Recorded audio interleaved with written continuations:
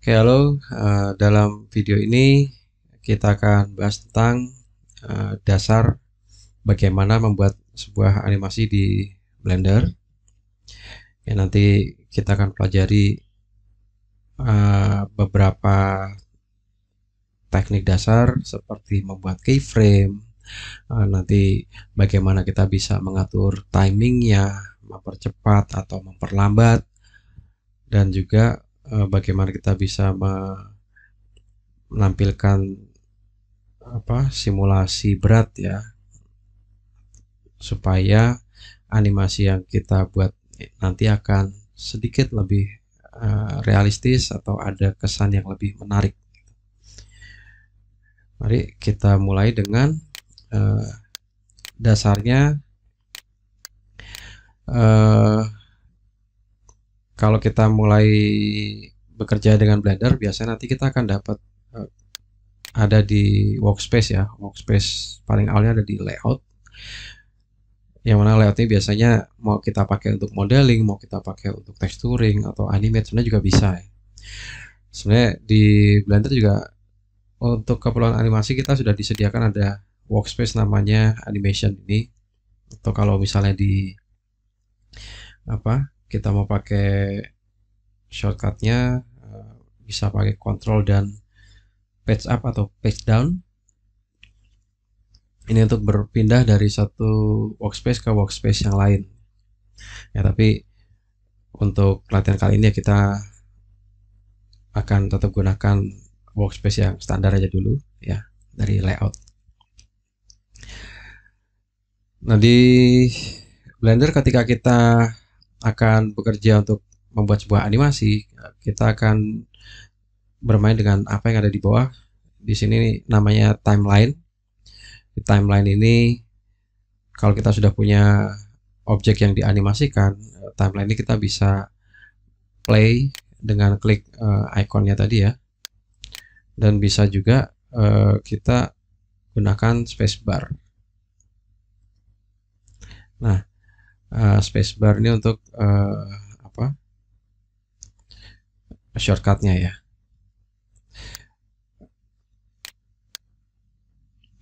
Dan selain menggunakan spacebar tadi, nah kita juga bisa scrub. Ini yang istilah di scrub ya. Ini kita bisa geser slider waktunya, mau dimajuin atau mau dimundurin. Nah, seperti yang bisa dilihat di layar tadi. Lalu untuk proses animasi sendiri, ketika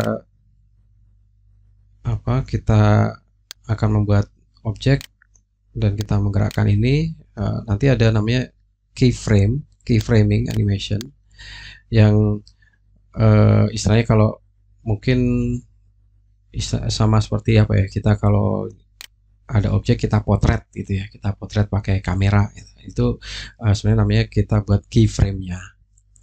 Nah, kalau di sini untuk membuat keyframe itu ada beberapa cara. Yang pertama, ini kalau saya pilih kotak yang di samping ya, kotak yang warna putih.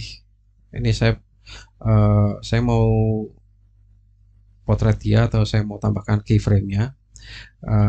Misalnya pertama, saya akan buat kotak ini dari posisi di bawah, dia mau naik, dia mau lompat ke atas gitu. Nah, cara pertama tadi adalah dengan menambahkan keyframe-nya dengan tombol I ya. Kita add, kita pakai tombol I shortcutnya. Kemudian nah di sini kita akan dapat pilihan, ada location, ada rotation, ada scale, dan ada banyak lagi, ada macam-macam. Hampir semua parameter di Blender ini kita bisa rekam ya. Kita bisa buat animasi. Nah, sekarang karena dia tadi akan bergerak ke atas, maka ini saya pakai insert keyframe-nya di location. Nah, di frame pertama posisinya ada di bawah gitu kan. Kemudian saya akan tambahkan waktunya, saya geser ini di frame ke 10. Lalu saya tambahkan keyframe baru lagi, dan Di sini saya pilih location lagi. Nah, kalau di sini ada kelihatan ada garis, ada 2 keyframe di awal dan keyframe di akhir, lalu ada garis ini artinya objek ini saya tidak ada perubahan apapun. Ya. Nah, kalau ini saya di frame yang terakhir tadi di frame 10, bendanya ini saya geser ke atas, klik, lalu saya tekan keyframe I ya, I, kemudian saya tekan location keyframe, maka nah bisa dilihat ya, si kotaknya tadi agak ada perubahan. Sekarang kotaknya jadi bergerak. Kalau saya play, klik, nah kotaknya jadi terbang ke atas itu. Nah, itu tadi cara pertama. Jadi saya ulang ya. Jadi dari titik pertama, dari titik awal, ini saya tambahkan dulu pakai I, kemudian saya pilih bisa contohnya location. Ini di titik awal. Kemudian saya letakkan di berikutnya ada di titik akhir. Misalnya saya geser ke atas ini. Kemudian saya tambahkan keyframe baru, saya tekan I lagi dan saya pilih location lagi. Nah, dan ini kalau di play dia dari bawah naik ke atas dan dia berhenti di atas ya. Jadi kalau nanti saya mau buat bendanya, kotak ini mau turun lagi ke titik yang awal atau ke bawah lagi, ya saya tinggal geser posisinya ke bawah, lalu saya tekan lagi I dan add location, insert keyframe dan tambahkan lokasi.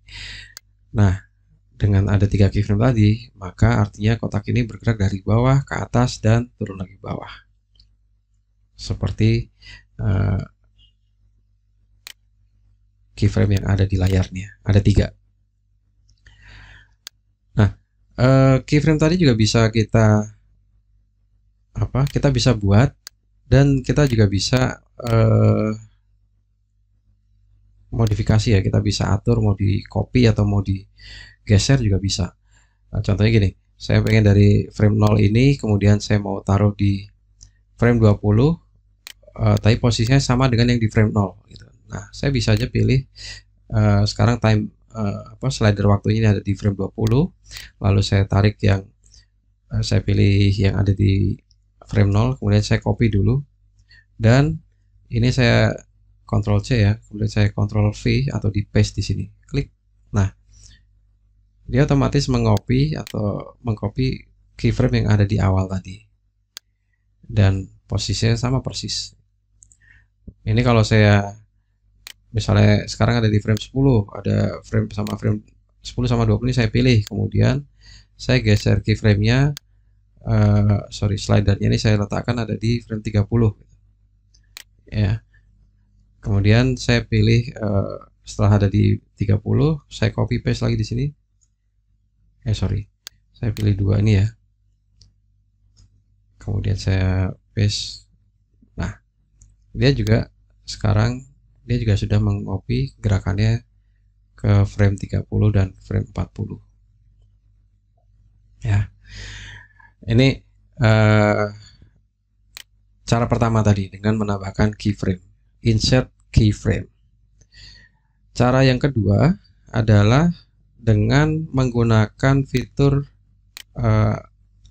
auto key, atau ada di sini auto keying. Jadi kalau ini saya aktifkan auto key-nya ini ya, kemudian saya geser slider waktunya ke 10, kotaknya ini saya gerakkan ke atas. Nah, bisa kita lihat di sini ya, otomatis muncul ada keyframe baru. Lalu kalau di sini nih, balik lagi ke 20, saya pilih keyframe yang pertama, kemudian saya paste lagi juga sama. Oke. Nah, yang harus hati-hati adalah setiap kali kita melakukan perubahan di layar apapun itu ya, kalau itu dalam kondisi auto key-nya ini aktif, ini dia akan merekam semua prosesnya. Jadi kalau pas di tengah-tengah ini, misalnya saya slidernya apa waktunya ini ada di 16, kemudian kotaknya ini saya scale. Nah, otomatis dia juga akan melakukan perubahan dari yang awalnya ukuran biasa, keyframe di sini ya, lalu dia membesar dan di sini apa? Kalau kita tidak lakukan perubahan scale-nya juga nanti dia akan tetap seperti ini. Tapi kalau nanti pas di sini saya scale lagi, kecilin, nah dia akan jadi ikut berubah. Jadi setiap kali kita lakukan perubahan itu akan terekam di dalam keyframe-nya. Makanya kita harus hati-hati juga dengan auto key ini. Kalau sudah animasinya sudah selesai ya kita langsung matikan dulu, gitu ya. Lalu berikutnya adalah tadi saya sempat bahas apa itu frame, apa itu keyframe. Nah sekarang dalam setiap animasi ini defaultnya sebenarnya ada dua format ya ada dua format yang dipakai di dalam sebuah film animasi khususnya, yaitu yang formatnya 25 frame per second atau 30 frame per second. Ini kalau 3D biasanya pakai gitu. Tapi kadang-kadang kalau animasi dua dimensi frame rate-nya bisa lebih rendah ya, bisa 12 atau mungkin 15 gitu. Tapi umumnya kalau di 3D ini kita pakai 25, ada 24, 25 atau 30. Nah, ini kita bisa lihat di sebelah kanan, sebelah kanan layar ini di bagian outputnya tadi. Nah, di sini ada frame rate. Ya, frame rate ini kita bisa lihat pilihannya tersedia di sini ya, bisa custom juga. Umumnya defaultnya disediakan 24, tapi kita bisa pilih apakah mau pakai 25 atau pakai 30. Dan ini tergantung, biasanya itu tergantung request projectnya ya. Kalau projectnya minta 30 ya berarti kita pakai 30. Kalau kita pakai 25 ya kita pilihnya frame rate-nya 25. Artinya FPS-nya adalah frame per second. Jadi kalau di sini ada saya punya timeline-nya ada ada 50 frame ya, dari 0 sampai 50 frame. Dengan di sini frame rate-nya misalnya saya ubah ke 25 fps. Nah, artinya 25 fps itu artinya dalam 1 detik ini akan menggunakan 25 frame, 25 atau 25 gambar ya. Makanya nanti kalau kita lihat di sini dari 0 ada frame 0 sampai frame 1 2 3 4 sampai 25. Nah, artinya di sini ini adalah animasi 1 detik.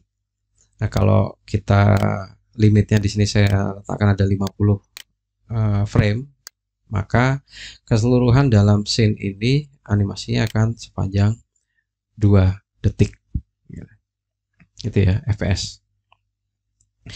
Kemudian untuk playback ini tadi kalau kita mainkan playbacknya kita pakai spacebar ya, hotkey-nya atau shortcut-nya.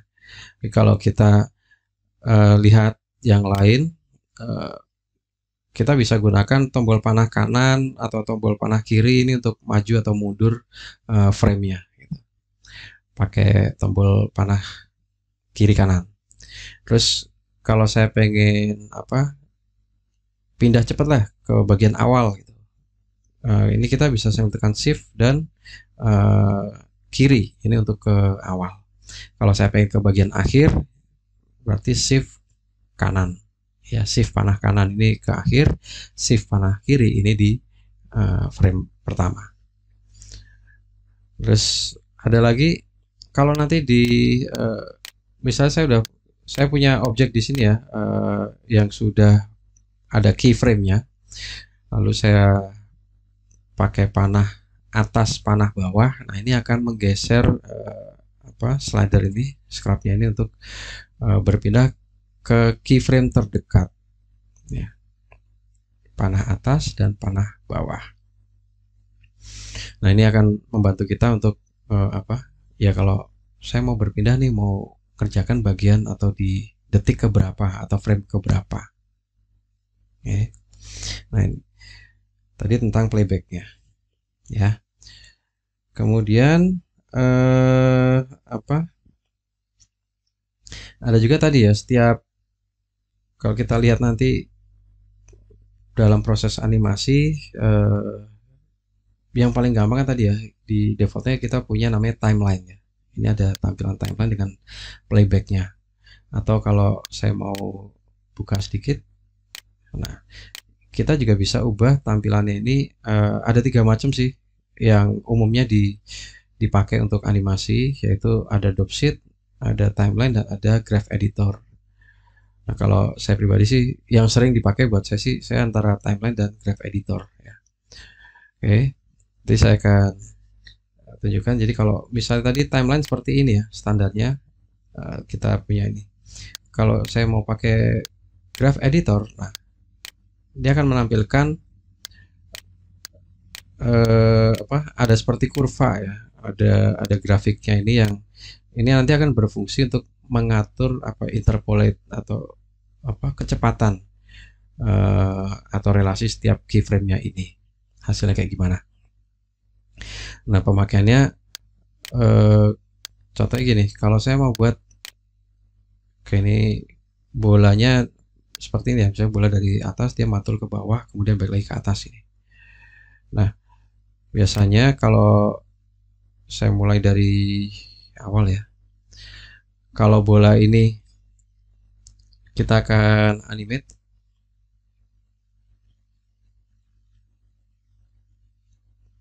Misalnya ini posisi pertama dia ada di sini, kemudian ini saya hapus ya. Posisi pertama dia ada di sini, saya rekam dulu. Oke, location deh. Terus bolanya nanti turun di frame ke 10 ya. Sorry, ini saya mulai dari tingginya 5 nih, biar pas, biar gampang diingat ya. Terus ini kalau saya, oh ya, kalau saya mau pindah ke frame ini kita bisa pakai ini ya, kalau pengen presisi gitu. Nah, frame 1, frame 2, frame 3 kita pindahin dari sini. Nah, bolanya tadi nanti di frame 10 dia akan pindah ke setnya 1. Nah, dia turun. Kemudian di frame 20 dia kembali lagi ke atas 5 lagi.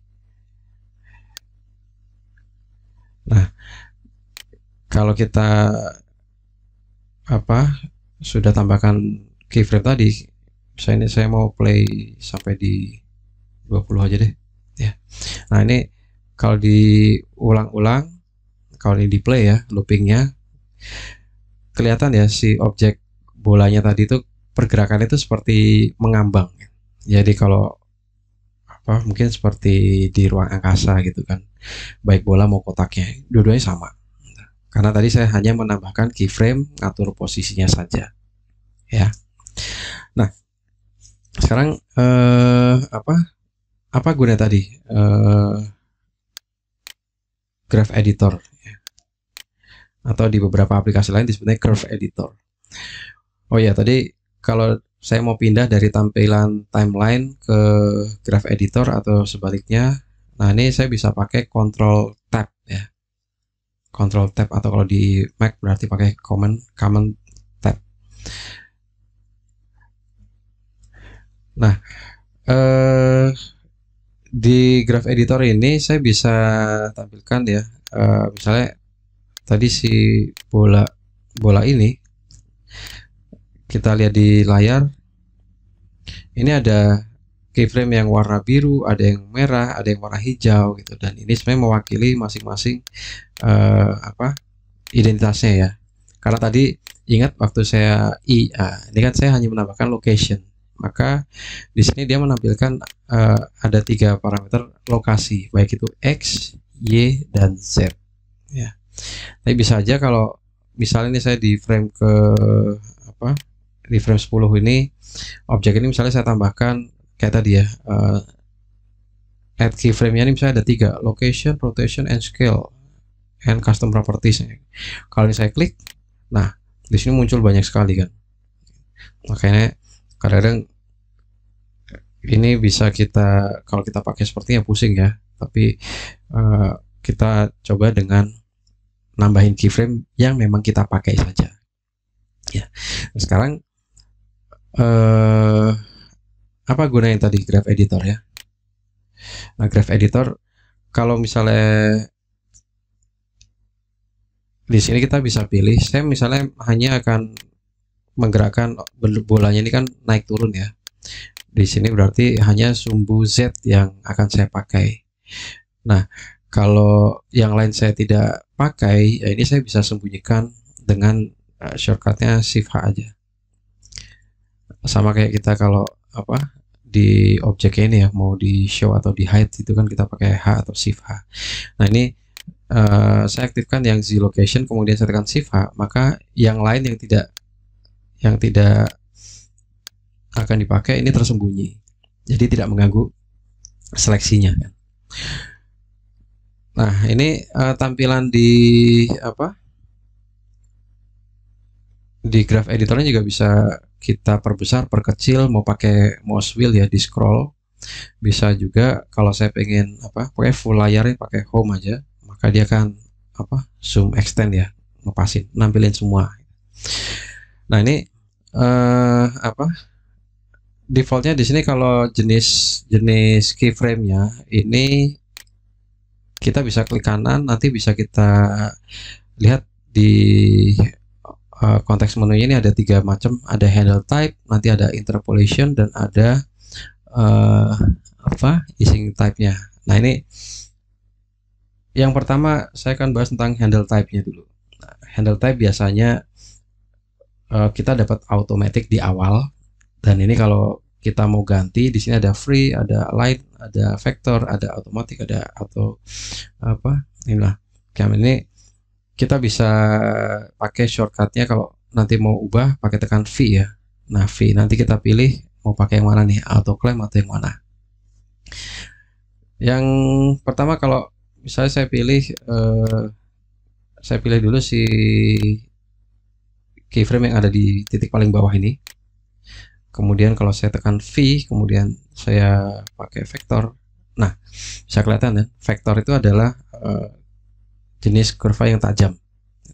Kalau ini yang pertama saya tekan V dan saya ganti ke vektor juga, nah dia jadi seperti ini.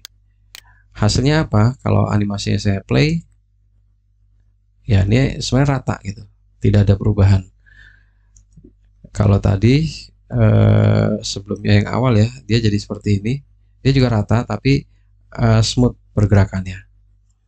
Nah sekarang dari handle tadi, kalau sebelumnya tadi ada vektor ya, handle berikutnya adalah jenisnya free. Kalau kita pakai free, kita bisa, namanya free ya, kita bebas, kita bisa ubah bentuk kurvanya mau kayak gimana. Dan kuncinya kalau dia akan mengatur percepatan dan perlambatannya. Contohnya kalau ini saya buat dari awal dia landai, kemudian di sini dia curam, maka pergerakannya dia akan jadi seperti, nah bisa kelihatan ya, makin ke sini dia akan lebih cepat, jedak, mantul gini. Sebaliknya kalau ini saya buat dia mirrornya lah ya, dari sini dia cepat, perubahannya cepat, dan di sini dia melambat. Nah jadi kalau ini saya play, nah seperti bisa kita lihat sekarang ada kesannya, ada apa, pantulannya lebih keras gitu ya, jadi ada kelihatan efek gravitasinya. Dan ini yang kita mesti latih juga sambil kita ngamatin apa ya, benda di dunia nyata itu bagaimana sih pergerakannya gitu. Tapi kurang lebih ya seperti ini. Nah bandingkan dengan kotak di sebelah kiri yang ya gerakannya smooth lah ya, seperti melayang di udara gitu. Nah ini handle tadi juga bisa, kalau ini kan tadi jenisnya yang free ya, kalau kita pakai default tadi kan automatic, atau kalau misal align, nanti kalau jenis yang lain kita kita bisa atur jadi panjang atau posisinya, kemiringannya seperti apa, kita bisa begini. Bisa juga nanti kita pakai rotate ya. Tapi kalau ini sudah kalau kita pakai free ya, kita kehilangan fitur tadi, kita nggak bisa rotate, nggak bisa dibuat smooth itu. Jadi kita benar-benar diatur secara manual sama kita sendiri, tapi lebih bebas juga.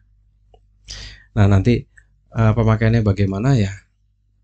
Ya kita bisa eksplor sendiri gitu. Apakah mau buat bendanya dipercepat atau mau diperlambat. Nah, sekarang kalau misalnya kita punya animasi panjangnya ada 100 frame ya atau 4 detik, dan saya pengen animasi ini bolanya mantul diulang-ulang terus sampai selesai tanpa saya harus nambahin keyframe baru lagi ya. Nah, ini kita bisa memanfaatkan fitur yang ada di sini, misalnya dengan tetap di tadi ya, di graph editornya ini. Uh, Lalu saya buka yang ada pakai N aja, jadi untuk menampilkan detail ininya, apa namanya, konteksnya inilah ya. Lalu saya pilih salah satu titik, misalnya di awal atau mau di tengah mau di akhir juga sama. Dan di sini ada namanya modifier. Nah, kalau modifier saya buka, lalu saya pilih ada cycle. Nah, bisa dilihat dengan menambahkan modifier cycle tadi, si bola pantulnya juga sekarang dia diulang ya, cycle kan. Diulang terus mungkin sampai 1000 frame mau 1.000.000 frame juga dia akan diulang seperti itu terus ya, dengan menyesuaikan tadi ya durasinya nih. Kalau kita mau framenya berapa panjang gitu, misalnya ini saya kalau 100 dipotong di tengah-tengah ya, tapi kalau saya pengen bikin looping ya berarti kelipatan 20, supaya nanti waktu di apa looping atau diulang ke awal posisinya juga pas gitu. Baik. Nah, tadi dasarnya ya kita sudah pelajari bagaimana membuat sebuah animasi, menambahkan keyframe. Ada dua cara tadi, dengan membuat manual keyframe-nya, insert keyframe, atau yang kedua kita memanfaatkan auto key ya. Nah, sekarang apa efeknya nih kalau saya pengen kalau misalnya saya sambil aktifkan auto key, kemudian misalnya saya lagi milih kotak putihnya ini, terus saya ganti material warnanya ini dari yang awalnya putih, saya mau ganti dia jadi warna merah. Nah, ini saya geser ke merah ya. Nah, kalau misalnya di sini kita lihat di layar ya, kalau di sini ada animate property gitu. Kalau misalnya kita mau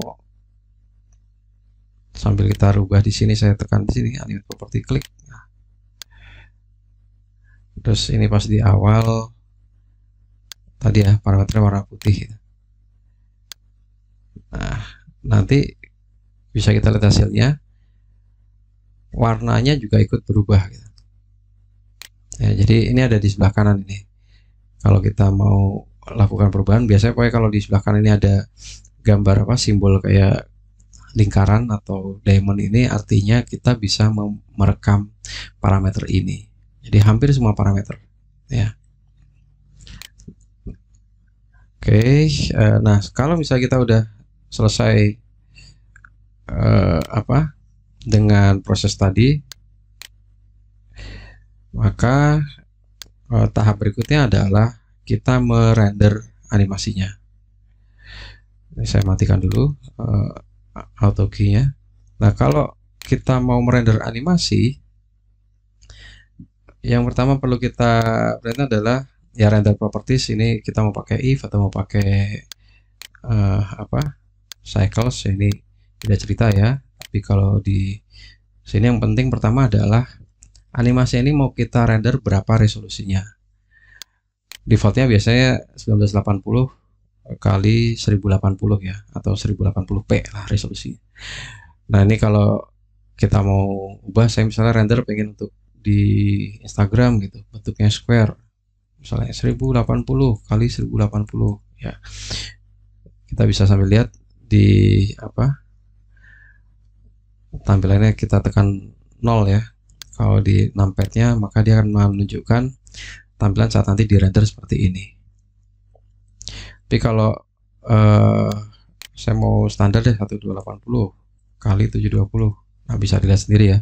Nanti save frame-nya ada di sini. Lalu animasi ini mau kita render dengan formatnya apa? Biasanya kalau defaultnya, kalau kita baru buka Blender kan kita diberi PNG. Nah, kalau saya mau bikin dia jadi animasi, ya kita ubah dia formatnya movie. Nanti bisa pakai AVG pack, ini bisa uncompress, filenya besar, nanti dia akan apa, masih mentah lah gitu ya, tapi kualitasnya masih bagus. Bisa AV RAW, atau kalau yang sudah dikompres jadi video, ini pakai FFmpeg video. Dan tentukan mau disimpannya di mana, mau disimpan di foldernya di mana. Lalu kalau ini sudah, nah yang penting biasanya ada di sini encodingnya.